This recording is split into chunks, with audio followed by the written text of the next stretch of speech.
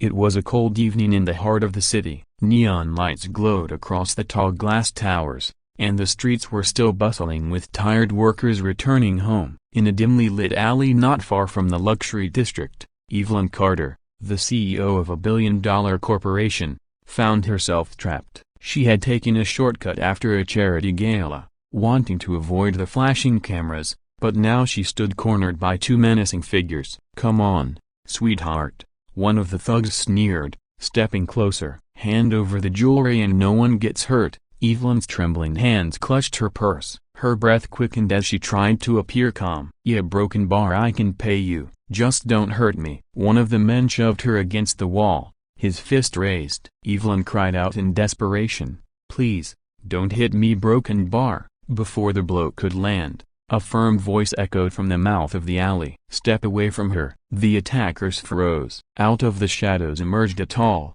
broad-shouldered man in a worn leather jacket. His eyes were sharp, his stance unshaken. It was Daniel Hayes, a single father who worked odd jobs to support his young daughter, Lily. The thugs laughed mockingly. "What are you gonna do, hero? This ain't your business." Daniel's jaw tightened. "It is now."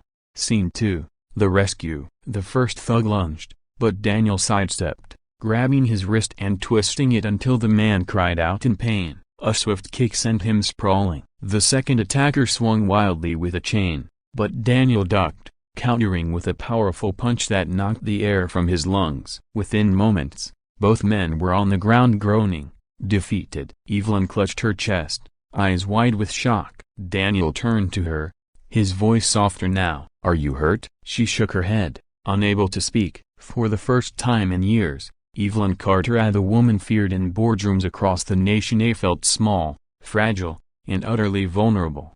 Daniel gently guided her out of the alley. "Thank you, a broken bar," she whispered, her voice cracking. "You, a broken bar, you saved me." He nodded, giving a half-smile. Anyone would have done the same. But Evelyn knew that wasn't true. In her world, money and power shielded people, yet none of that had protected her tonight. It was this stranger, a man who owed her nothing, who had stepped in without hesitation.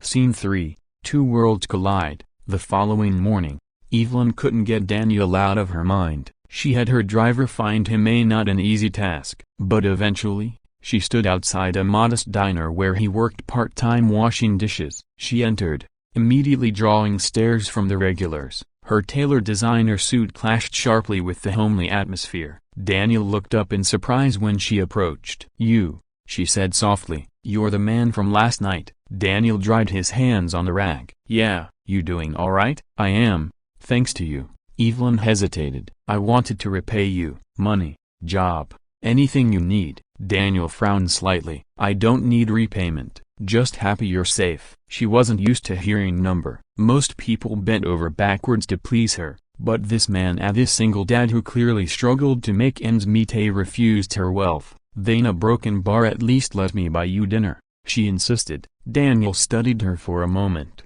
then nodded reluctantly.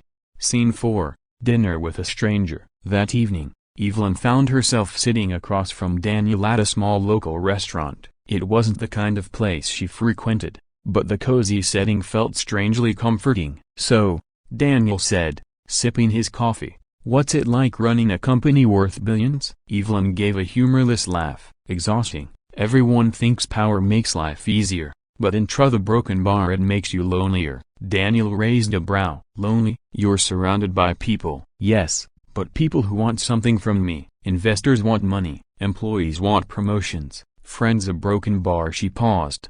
"A broken bar? Well, friends usually want access to my lifestyle. Nobody wants me." Daniel nodded slowly, his eyes softening. "I get it. I'm a single dad. Folks don't see me either, just the man scraping by. They don't care about the sacrifices behind it." For the first time in years, Evelyn felt seen.